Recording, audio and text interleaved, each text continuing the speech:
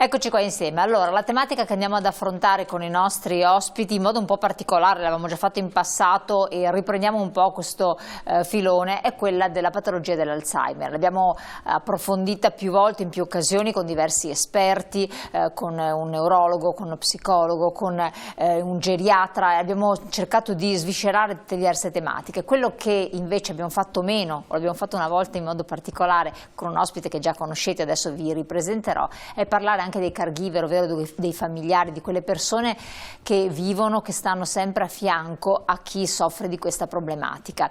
Durante tutto un percorso purtroppo che è di un declino cognitivo progressivo, che non è certo un percorso semplice, ma è molto in salita, con grandi difficoltà di carattere emozionale, psicologico, fisico, dove bisogna capire anche fino a che punto si può arrivare, ma soprattutto fino a che punto le istituzioni, se ci sono, possono supportare le famiglie, le associazioni di volontariato, e queste ci sono e ne parleremo, che tipo di aiuto concretamente possono dare. E poi naturalmente parliamo anche di ricerca scientifica, parliamo in ambito medico e non solo. Con chi lo facciamo? Vi presento subito i nostri ospiti, grazie di essere qui con noi il dottor Giuseppe Gambina, neurologo.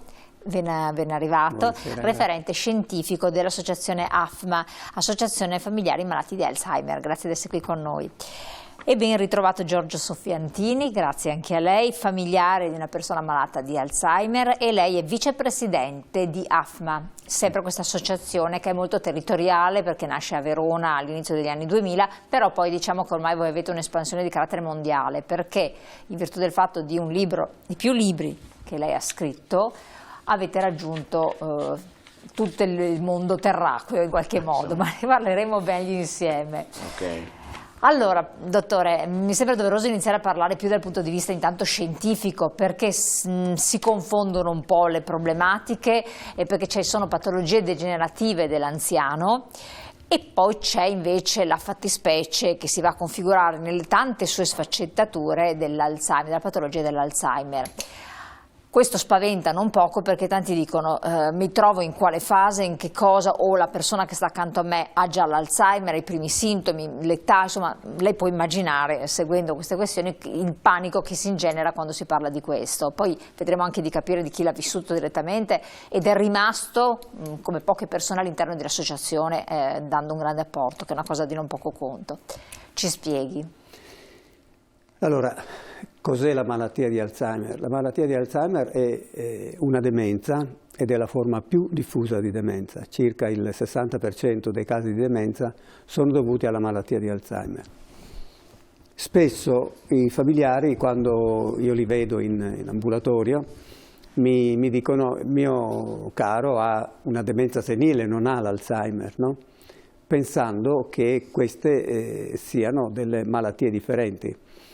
In realtà, facendo riferimento a una definizione di qualche decennio fa, con malattia di Alzheimer si intendeva la demenza che colpisce i soggetti presenili, cioè prima dei 65 anni. Dopo i 65 anni la definizione completa era demenza senile tipo Alzheimer. Quindi in sostanza che la malattia sia prima, che sia diciamo nell'età presenile o senile, le caratteristiche che noi troviamo, le alterazioni caratteristiche che troviamo nel cervello sono analoghe.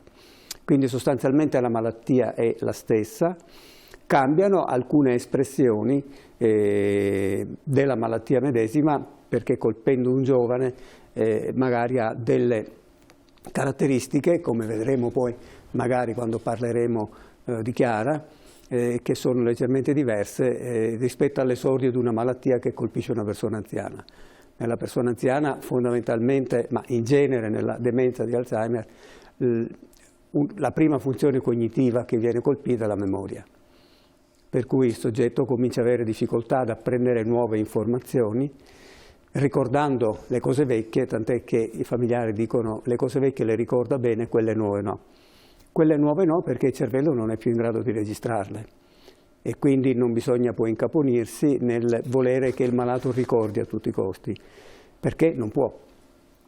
Perché quindi non può? Abbiamo una serie di sintomi, di cui il più importante, il più noto, è proprio il disturbo della memoria, l'amnesia, che è il più delle volte che porta le persone a una visita specialistica. come sempre dico io in ambulatorio, io sto parlando in termini molto pratici, molto concreti, dico che avere un disturbo di memoria non è un'equivalenza, non è uguale alla demenza, perché non sempre un disturbo di memoria significa demenza, per cui va diagnosticato bene e poi va inquadrato nella sua definizione diagnostica precisa, in maniera da dare alla persona che viene con questo disturbo una diagnosi e una prognosi adeguata. Allora, proprio per fare ulteriore chiarezza, adesso abbiamo tanti grandi anziani, tantissime persone hanno i genitori, i nonni a seconda, che hanno 90 anni tranquillamente, un tempo età che non si raggiungevano, per non dire 98, 99, 100 e oltre. Nelle case di riposo si trovano queste persone perché magari devono stare in strutture più protette proprio per la loro fragilità, e tutti accusano queste problematiche, tutti questi problemi di memoria, questi vuoti, queste dimenticanze costanti, proprio un fil rouge che accomuna indistintamente la stragrande maggior parte delle persone che staranno. Faccio riferimento poi alle case di riposo perché lì è un raggruppamento, se no, se sono a casa è la stessa cosa. Ma è mai possibile che siano tutti malati di Alzheimer? Perché sono grandi, cioè memoria ridotta allo zero quasi. E allora è tutto Alzheimer? Certo, la malattia di Alzheimer è una malattia che ha come principale fattore di rischio l'età. Più si diventa anziani, cosa che una volta non esisteva neanche come perché c'erano pochi anziani. Certo. Quindi più ora, siccome è una società che invecchia e sta invecchiando in maniera esponenziale, quindi aumenta il numero dei vecchi e soprattutto sta aumentando il numero anche dei grandi vecchi. E dobbiamo tener conto per esempio che negli ultraottantenni la demenza ha una prevalenza del 20-30%, negli ultranovantenni ha una prevalenza del 60%. Quindi è chiaro quindi che noi troviamo moltissime persone che hanno una demenza e poi troviamo una quasi totalità che hanno disturbi di memoria, di cui una parte di questi non hanno una demenza ma hanno un disturbo, una compromissione anche grave della memoria. C'è una codifica, c'è un protocollo per definire il malato di Alzheimer? Vuoi che questo sia giovane? Giovane, comunque 65 anni, giù di lì, anche alcuni prima è giovane, oppure anziano? Ci sono quindi dei test, ci sono delle prove diagnostiche che possono accertare a livello fisiologico? Ci spieghi un attimo? Sì, negli ultimi 10-15 anni la possibilità di diagnosi della demenza è cambiata molto, perché prima era una diagnosi esclusivamente clinica, aiutata, e quindi erano dati indiretti, cioè la diagnosi era clinica, la presenza di un attacco, di una risonanza negativa che escludeva tumori e quant'altro, e un esame neuropsicologico. Questi erano sufficienti poi a definire, diciamo, il tipo di demenza e la gravità. Negli ultimi 10-15 anni, dalla fase sperimentale, stanno passando alla fase applicativa anche l'acquisizione di marker biologici della malattia. Quindi noi oggi, per esempio, possiamo vedere attraverso degli esami specifici, faccio uno per esempio, è un elemento chimico fondamentale, un'alterazione che troviamo clinica fondamentale nei cervelli delle persone con demenza, è il deposito di beta-amiloide, di una proteina anomala. Ora noi attraverso, per esempio, un esame che si chiama PET, possiamo vedere se nel cervello c'è un deposito anomalo di beta-amiloide, cosa che prima non vedevamo. Oppure attraverso una puntura lombare possiamo vedere e quali sono i valori della beta-amiloide e degli altri segni di neurodegenerazione, per cui noi possiamo oggi avere degli indicatori di diagnosi molto molto precisi. E quindi a seconda della situazione clinica si può utilizzare, diciamo, un pattern diagnostico di primo livello fino a un pattern diagnostico di terzo livello a seconda della situazione, perché a 90 anni o 95 anni è impensabile mettersi a fare una puntura lombare, voglio dire. Certo, assolutamente. Ma per le situazioni, diciamo, dove quindi è un po' invasivo opportuno, questa prova, insomma. Sì, per esempio la puntura lombare, insomma. Quindi, per dire, abbiamo comunque una possibilità diagnostica molto, molto avanzata che permette anche di fare, teoricamente, una diagnosi di malattia di Alzheimer a chi ancora non ha neanche un disturbo. Ecco, preferisco che questo non venga fatto oggi come oggi, mancando farmaci che possono modificare la terapia. Infatti questo è importante. Quindi abbiamo un'evoluzione notevole per quanto riguarda la diagnosi, e questo ovviamente riferendosi ai centri abilitati, che la Regione, come in tutta Italia, esistono i cosiddetti centri per il decadimento cognitivo e demenze, che permettono di fare queste diagnosi, oppure rivolgendosi a esperti comunque nel settore. D'altra parte abbiamo la carenza ancora di farmaci che hanno dimostrato la loro efficacia nell'arrestare o nel far regredire la malattia. E questo è un problema. È di carattere genetico, cioè c'è una familiarità? Allora, la genetica gioca un duplice ruolo, cioè ha due facce. C'è una genetica in cui c'è la possibilità dove la malattia viene trasmessa di generazione in generazione attraverso un gene ammalato, ed è la forma genetica vera e propria, che si trasmette da genitore a figlio, da figlio a nipote, quindi nei tre assi, diciamo, certo, delle generazioni, no? Mentre, e questo interessa soprattutto le forme giovanili. Perché interessa le forme giovanili? Perché un giovane, una persona che mostra 40 anni, il paziente più giovane che ho potuto vedere io aveva 33 anni, ma dobbiamo pensare che questa persona ai 33 anni è nata già ammalata, quindi aveva già 33 anni di malattia. Ecco perché si manifesta a 30 anni, a 40, a 50, perché già ci sono 50 anni di malattia. Nelle forme senili, classiche, diciamo, dove non c'è una genetica di questo tipo, ma c'è una predisposizione genetica, dove la parte genetica ha un ruolo, ma perché la malattia si manifesti devono anche realizzarsi altre concause che messe insieme fanno partire la malattia. Quindi nel primo caso è una malattia dove ogni figlio ha la probabilità di ammalare, nel secondo caso dove ogni figlio ha un rischio di malattia, non una probabilità di malattia, è una cosa molto diversa. Chiaro. Allora, questa è stata una premessa indispensabile per fare un po' di chiarezza su alcuni dubbi e perplessità, poi andiamo sempre più nel merito. Adesso volevo appunto chiedere al vicepresidente, ci sono associazioni come quella appunto che lei qui rappresenta e anche naturalmente il dottore che danno un aiuto non tanto alle persone quanto ai familiari, però dopo dando l'aiuto ai familiari di conseguenza anche alle persone malate, no? Che cos'è questa associazione? Che cosa fa? Da chi è composta? Ecco, allora, questa associazione io l'ho conosciuta più di 20 anni fa, proprio quando capitò che mia moglie venne colpita da questa patologia. Io allora non sapevo nulla di questa malattia, ma sentii sin da subito la necessità di avere informazioni, di saperne qualcosa di più. E quindi venne in contatto con questa associazione e partecipai a un primo corso di formazione, che è stata un'esperienza fondamentale perché mi ha aperto lo scenario di quello che sarebbe successo e di come correttamente bisogna approcciare l'ammalato. Io inizialmente, fino a quando non ho fatto questo corso, involontariamente commettevo tanti errori nell'approccio con l'ammalato, del tipo ti viene spontaneo, istintivo correggere quando l'ammalato sbaglia. Non bisogna adottare questa modalità assolutamente, perché correggere vuol dire mettere in difficoltà l'ammalato. E quindi, tornando all'associazione, ho potuto conoscere questa realtà che è in Verona, io abito in provincia di Verona, e ne sono entrato a far parte come familiare sin da allora. Poi, ecco, mi è stata di riferimento e di aiuto per tutto il decorso della malattia di mia moglie, e dopo anche dopo quando lei è mancata continuo, diciamo, a impegnarmi e a collaborare con questa realtà. Cosa fa questa associazione? Organizza appunto corsi di formazione e informazione da sempre.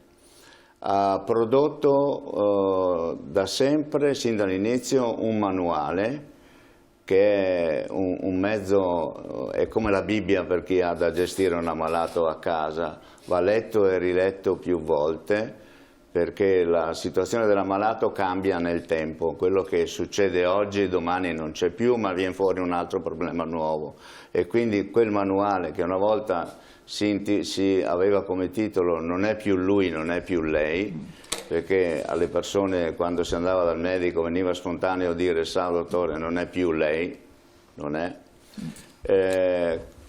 Quel manuale, dicevo, è stato anche quello un mezzo fondamentale. Adesso siamo alla terza edizione e si chiama invece "È ancora lui, è ancora lei", perché rispetto a 20 o 30 anni fa di questa malattia, della quale ancora non c'è una soluzione terapeutica, pur essendo stata diagnosticata la prima volta 117 anni fa, oggi, dicevo, rispetto a 20 o 30 anni fa se ne sa molto di più su come gestirla correttamente. E quindi la prima necessità per un familiare è di essere informato per bene, a fondo, perché se è informato gestisce meglio la difficile situazione e così l'ammalato soffre di meno. Poi l'associazione ha messo in piedi anche altri servizi, per esempio quando vennero fuori i primi caffè Alzheimer in Italia, no? Questa associazione ha partecipato ad un concorso nazionale promosso dalla Fondazione Unicredit allora, e ha presentato un progetto che è stato premiato come il miglior progetto in Italia e ha avuto un discreto finanziamento allora per questa realtà. Questo caffè Alzheimer poi nel tempo adesso si è evoluto in un centro sollievo, quindi questa associazione gestisce a Verona 2 centri sollievo per 4 giorni alla settimana, centri dove i familiari possono accedere con il loro congiunto, con il loro ammalato, e trovano supporto psicologico, formazione, informazione, suggerimenti e consigli. E l'ammalato, per il tempo che è nel centro sollievo, è accudito ed è in buone mani. Questa è una cosa molto molto importante, tra l'altro. Dottore, anche lei in qualche modo fa parte di questa associazione, come parte attiva, e come si innesca il meccanismo, parlando anche proprio dei familiari, perché dopo lei ci ha descritto bene il malato, anche il vicepresidente ha accennato al discorso di far soffrire meno il malato, ma io voglio puntare l'attenzione anche su chi assiste le persone malate, perché altrimenti queste poi si sfiniscono completamente, e la famosa problematica del caregiver, che poi devono andare loro dallo psichiatra o dallo psicologo perché non ne escono più, no? Quindi ci sono due soggetti, 2 filoni da seguire. Certo. Sicuramente, diciamo, l'associazione ha sempre agito su un binomio inscindibile: malato e colui che lo assiste. Perché occuparsi dell'uno senza occuparsi dell'altro è fare un'azione monca. Partiamo dal presupposto fondamentale: chi è il caregiver, ma soprattutto a me come medico che mi occupo dei malati, o all'associazione che ci occupiamo dei malati, è a cosa serve il caregiver, a cosa può servire il caregiver. Nella nostra filosofia, non l'abbiamo inventata noi, ma l'abbiamo fatta noi da esperienze fatte in tutto il mondo, nella nostra comunque filosofia il caregiver è un portatore di cura, ma per essere un efficace portatore di cura deve essere formato e deve essere aiutato. Quindi, come diceva il signor Soffiantini prima, che certe cose si possono, il caregiver le deve fare, non le deve fare, quindi questa istruzione è finalizzata a che cosa? Quale obiettivo? Al benessere del malato. Quindi noi partiamo dalla centralità del malato e del suo benessere e come deve agire il caregiver affinché sia portatore di questo benessere, evitando tutte quelle situazioni che possono invece determinare stress e ansia nel malato, che qualora questo dovesse avvenire la malattia peggiora molto di più. Quello che io nella mia più che trentennale esperienza con questi ammalati ho potuto proprio toccare con mano è che dove noi come associazione o io come professionista insomma riusciamo a realizzare a rendere il caregiver un buon portatore di cura, vediamo che la malattia tende a evolvere, ma nella sua maniera più lenta. Dove c'è invece un ambiente dove i familiari, che per loro limite, non per cattiveria, certo, non riescono a tollerare la malattia, perché non tutti siamo capaci di tollerare una malattia. Anche accettarla. Ecco, non siamo capaci, e quindi reagiamo male alla malattia perché non accettiamo che la persona sia ammalata, e quindi diamo degli impulsi come se fosse ancora una persona sana, gli chiediamo di fare quello che non è più in grado di fare. È come mettere il dito nella piaga, far vedere a uno quanto non è più capace. Questo genera uno stress e crea una disistima, per cui genera depressione, e il malato peggiora molto di più. Chiaro. Quindi in sintesi il messaggio forte che voglio mandare a chi ci ascolta è che la cura, quando parliamo di cura del malato di Alzheimer, non può prescindere da una cura che interessi il malato, ma deve interessare anche il familiare in quel rapporto, come dicevo prima, inscindibile, in quel binomio inscindibile che rappresentano tutti e due. Ma il malato, per essere un buon portatore di cura, deve essere assistito ed aiutato. Da solo non lo può fare, se non diciamo attraverso tanti errori, per cui non vale la pena farli. Assolutamente. Torniamo su questi temi raccontando anche la storia di sua moglie, che è un po' il trait d'union per riuscire a comprendere tante dinamiche che si sono succedute nel tempo. Pubblicità, poi torniamo insieme.